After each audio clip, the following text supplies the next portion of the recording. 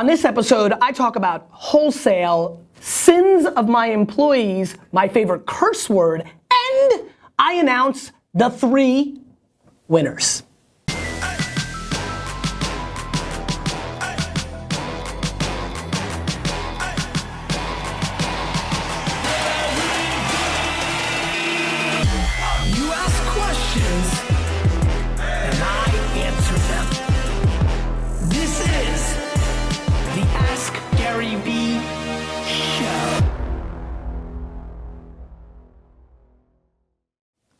This is Gary Vaynerchuk, and this is episode 121 of the Ask Gary V Show. I'm in a very good mood. It's a Friday. It's gorgeous out. It's Madalena's birthday. I don't know if you can get there, D-Rock. It's her birthday. She's 40 years old today. It's tremendous. Happy 40th, Madalena. I get to announce the winners of the contest, which means 1 week from today, 3 of you from the Vayner Nation will come in here and replace India, and Stefan, and D-Rock. Figure it out, D-Rock. Figure it out. and Steve. Somebody. Oh, is he here? I was about no. Somebody's lazy on Fridays. And I'm looking forward to that. I'm also wearing a tremendous custom-made Jet shirt from Chris H from HC Prints. Oh, Threads, excuse me. Let's not screw that up. I don't want to ruin it for you. HC Threads from Texas. I appreciate it, brother. I saw the whole making of it on Instagram. It was popping up. I knew it was coming, but I figured the t-shirts would just get lost in the mail like so much else gets lost. And I'm glad we made it happen. Probably because you were involved, India, instead of DeMayo. And so what else is going on? Heading out to see the family, which is great. Really looking forward to this weekend. Good solid week of work. Very busy. Couple of shows. We really were only scheduled for 1, but we got in 3 this week. That is what you call hustle, Vayner Nation. So we're gonna save and build up to the announcement at the end of the show. India, let's get into the show. John asks, what is your favorite swear word of all time? John, my favorite swear word of all time is dick face. There's something about dick face that really, I don't know why, but I think when I use it, people just really actually I've never really thought about the word until just right now. I mean, it's pretty self-explanatory. I thought you were going to say dick face. You thought I was going to say dick face? I say dick face a lot. I do say dick face a lot. That's a very interesting strategy to start the show. I mean, kind of feel like, the show's growing very quickly, and you can imagine there's a lot of people who are watching for the very, very first time. That's a pretty aggressive move on question number 1 of all time watching of the Ask Gary V Show. So welcome, newbies. Daniel asks, as a guy who loves hustle and people, what is the unforgivable sin one of your employees can make? What's the unforgivable sin that one of my employees, I mean, there's a lot of things that I really think are very important to me, and not lines in the sand, but what's interesting is, it's funny, hustle and people, I'm not worried about people's work ethic. It's funny, actually, I've been thinking, D-Rock, Stefan, I've been thinking about making a video actually about, hustle may be my superpower, right? But it doesn't have to be yours, right? Back to everybody's strengths and weaknesses. Mine just, I'm a little bit concerned that a lot of you who are watching this, you hear my mantra of hard work 24/7, 365, and you start trying to force yourself into going in that direction. And really, I'm just speaking to the small group of people that are watching or listening to the show that actually have that skill of being able to, when they're passionate, work their faces off. And that is one of the competitive advantages, one of my favorites, mine in a lot of ways, but doesn't have to be yours. So, it's funny how the question was asked, because I think it's a leading question to, if they work like Steve, right? If they work like Steve here, right? So, that's not the issue at hand at all. I think the only sin and the quickest way to get fired from VaynerMedia is to not figure out a way to play nice with the other boys and girls that you work with. To me, the number one thing that I judge VaynerMedia employees on is how they interact with every other VaynerMedia employee. Some people in the organization are really good at leading their teams. They have 12, 15 people and their team loves them to death and they love their team to death. However, cross department, if they're on account with creative or with the paid team or with IT or the video production team, they're not as good. They're fighting just for their team and they're burning bridges in those departments. Not good. Other people are tremendous with clients and are great with the other senior people, but they're not treating the people underneath them with the respect, and their team doesn't love working for them or they're micromanaging them. And so managing styles don't bother me. People have to learn their cadence on micromanaging versus giving people air cover. But being disrespectful or being selfish to what's in your best interest, not the logo's interest as a whole, within the organization, to me is just completely unacceptable. Letting your emotions get the best of you and talking down to somebody or creating conflict, unacceptable. And so those are the things that are the sins within my environment. And so damn true, right? So video. Video. We have 2 videos today. 2 videos today. Hey Garrett, Aaron Pearson here in Allen, Texas. I got a quick question Lot of for you. Texas What love. has been the largest or biggest failure you've had either in your business or in life that's propelled you forward towards the most success? Also, hope to see you next week as I film the Gary Vee show with you. Thanks. That's a great job, Aaron. Sorry you lost. Great question. Love the video. I think, I've been lucky. I think the one failure I've had was that 2009 to 2011 window where I was trying to be Gary Vee because of Crush It. I was running Wine Library. We started VaynerMedia. Misha was just born. I was trying to do Obsessed TV. I was trying to do the Wine Social Network Corked. I was trying to do the social network for developers and designers called Forest, and I was very stretched thin. I was investing, and so I learned that I was trying to definitely put my ass on too many toilets. That's a Russian translation for all you Ruskies out there. You know exactly what I'm talking about. And so I wasn't able to balance all of that. And even now, I feel like I'm starting to take on a lot of stuff. The difference is, I did a better job up front. It was more selective of the people that I've partnered with on Resi and Faithbox and Brave Ventures, and then and this has nothing to do with the Obsessed or Forest or Cork team. I picked partners that I needed to provide too many things to besides capital. And made those promises. So it's my failure, not theirs. This time around, I found people who had skills that were more similar to mine. I also had dramatically more infrastructure with VaynerMedia and my team.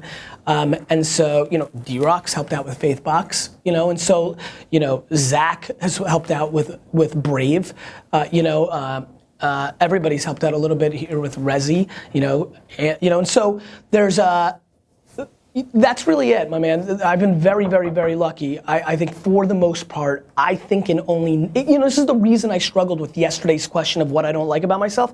I think there's something interesting in the way that I process, and I'm really getting deeper into myself through this show, through your comments, just really, really gathering a lot of pieces right now. And what I've realized is, wow, I am really a net guy.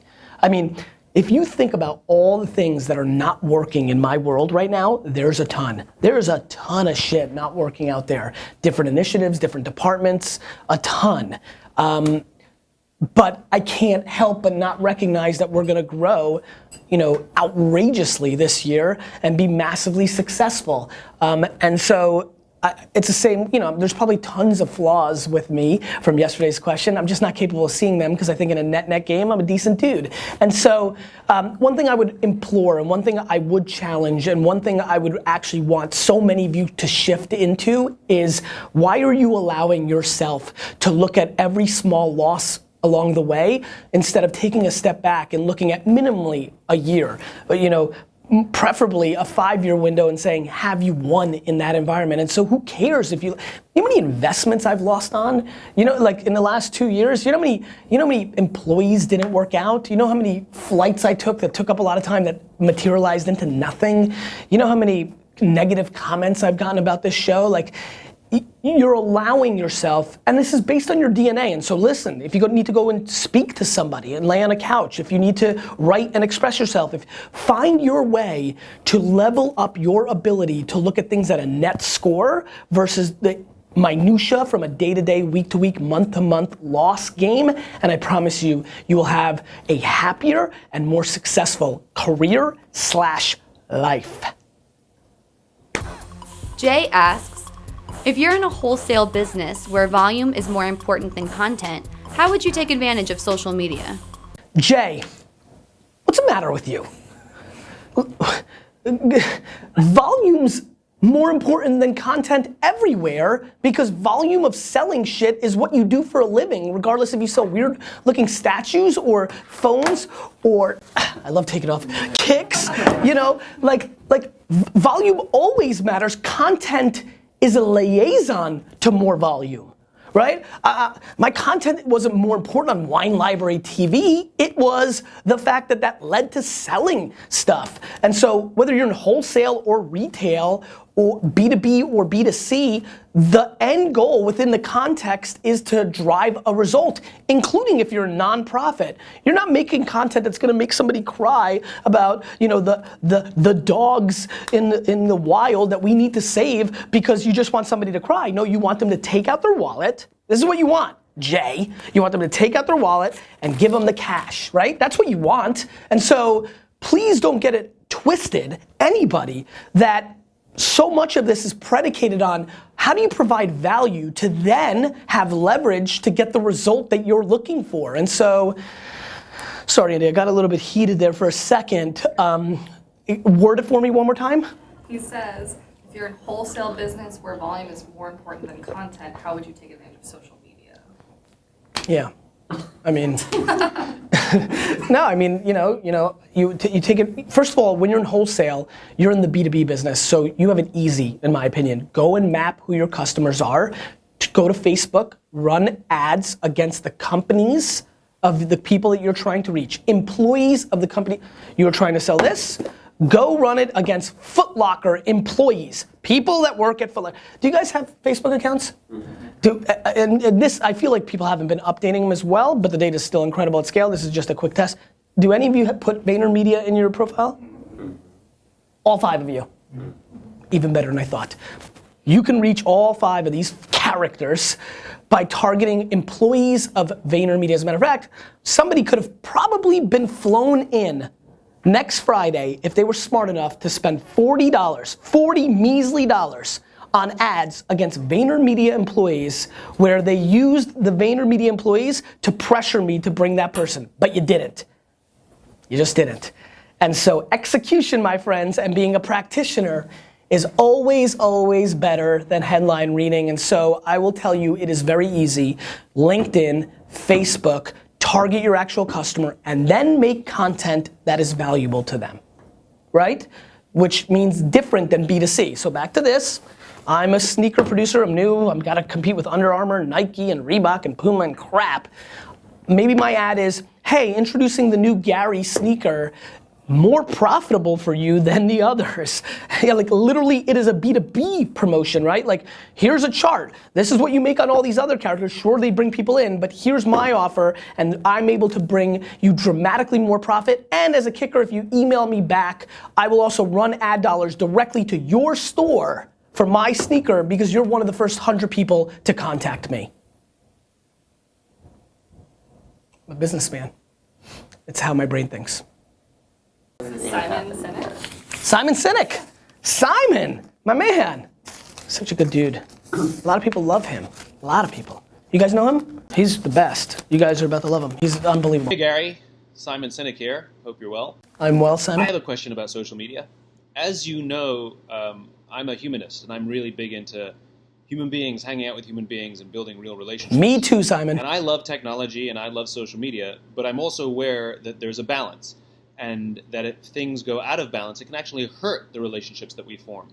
And it's amazing for me sometimes to watch people, every notification they get, their Instagram, their Facebook, their Twitter, everything that shows up on the top of their phones, they can't help but look down and see what's going on. My question to you is, do you think that companies who use social media as a primary means of marketing or any means of marketing for that matter, have a responsibility to actually help us find that balance? Do they have a responsibility to help us manage our real relationships, or is it entirely the responsibility of the user? Thanks for your help. Simon, first of all, since we're buddies, I'm dying to have dinner. Let's get together, because I'm gonna ask you questions like, do you think that it's the responsibility of New York City to limit the size of sodas? Or is it the responsibility for us? Do you think that it is the responsibility of McDonald's to no longer make anything that is over 180 calories, or is it the responsibility of us? Do we think that we should, it's a very, very slippery slope, right? I mean, I think that politicians and other humans have for a long time tried to say, we know what's better for the user than the user themselves. Not to mention in a business environment, as you know, Simon, Dunkin' Donuts and Starbucks and Peet's Coffee can be like, cool, we're gonna do this, we're gonna limit, we're gonna only tweet and post on Instagram 3 times a day, and then like Gary's Coffee is gonna swoop in and do it all day long and see results in the white space, and then the other companies were like, screw that, we're back. And so I think it's an interesting question. I also think, and this gives me an opportunity to go there, Simon, to say the following. I promise you that when you and I go and have these drinks or dinner in a couple weeks, that I will rarely look at my phone, if at all. You know why? Because you're interesting, because I like you, because I don't see you that often, and because that's what I want to be doing when I'm there. On the flip side, if me and Stefan were just going to hang out right now for a quick coffee, I might look at my phone a couple of times. I get to see him more often. We don't have that much to talk about right this second, and so like I'm gonna be choosing what I want to do besides what I'm doing right there. I think that us people looking at phones, looking at notifications is actually a true indicator of what we value. About to take a drive with my mom, I will not be looking at my phone so much because I miss my mom and I want to hang out. But if I saw my mom every single day, I promise you I probably would. It's just the truth. It's just us choosing what we want. And so technology has given us options. I always talk about the couple that you see in a restaurant where like me and Lizzie will walk in. Well, me and Lizzie don't talk about this because of my point of view, but I know so many of you have walked into a restaurant and you've seen a couple and literally both of them are on the phone the whole time, and you and your partner are having dinner and saying like, look how sad that is, right? All of you have done that, or at least you've heard of somebody doing that, or you've been part of a party. To me, I don't think that people recognize that same couple 20 years ago, they just sat and ate dinner in silence, looking at each other. Have you seen that weird thing? India? Yeah, it's weird. It's weird. So I actually am happy for that couple, because instead of what they would have had to do 20 years ago, which is sit there in silence, they're at least actually like keeping up with the ball game, looking up on their Instagram, deciding what they'd rather do in that moment than hang out with the other person because they don't have a great marriage or a great relationship. It's just real. I mean, this is real dynamics. I think it's a very dangerous slope to say, look, all these relationships, how sad is this human interaction when you have absolutely zero, triple zero, not double zero, Robert Parrish, triple zero, follow me here, D-Rock, triple zero context to what's actually going on in the relationship. You know how many people, I got it, D-Rock. You know how many people are out in public with each other that hate each other at that moment, that are struggling, that are having problems, that are on the verge of breaking up, that have a business issue at hand. There's so many dynamics, and I have no interest in sitting on a pedestal and saying they should be interacting with each other. And so, yeah, I think there's a responsibility, and I think the responsibility goes in many different directions. And I think that it's a tremendously interesting question. I still think that ultimately, it's very difficult to do anything other than to rely on the end user to do what's best for her or him. And so that's kind of where I sit on the issue. Cool, good show. Simon, I really appreciate it. Vayner Nation, if you don't know who Simon is, please look him up. I'm an enormous fan. I think he's a tremendous human being, and it's really funny. I think, by the way, we agree on so damn much.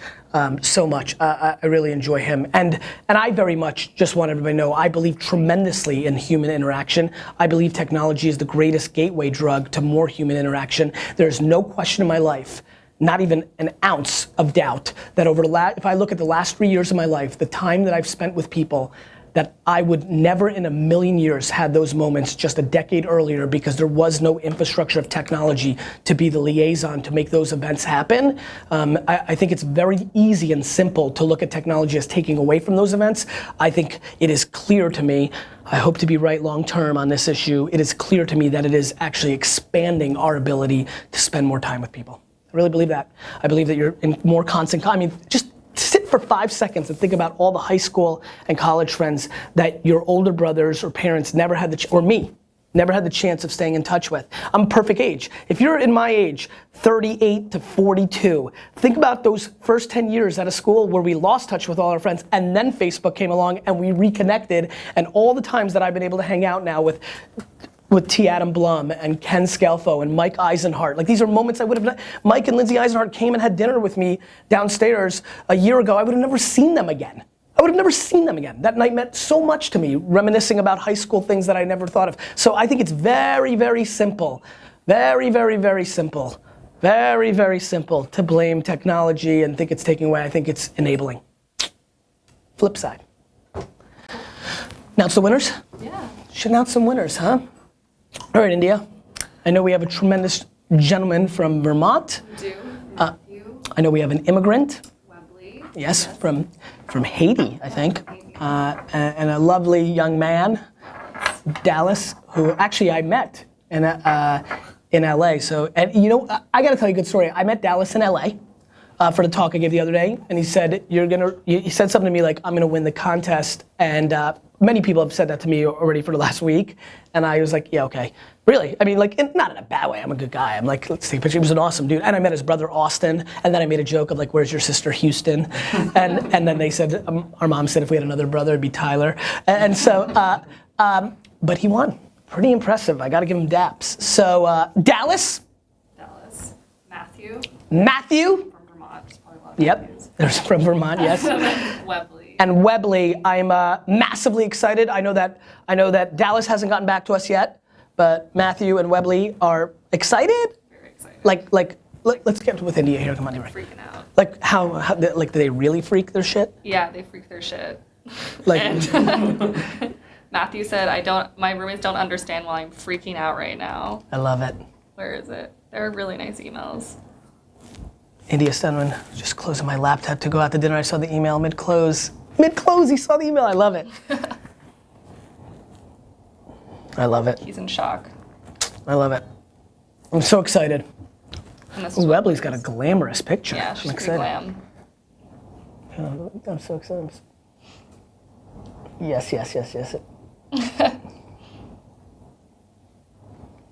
So cool. I'm very, very, very excited. I think next Friday is going to be an amazing day.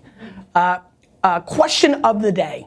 What plans do you have for this weekend? And part two, a little bit more detailed, what is your latest website obsession? What is the website or app that is most catching your attention, that is new to you in the last 60, 75 days? You keep asking questions, I'll keep answering them.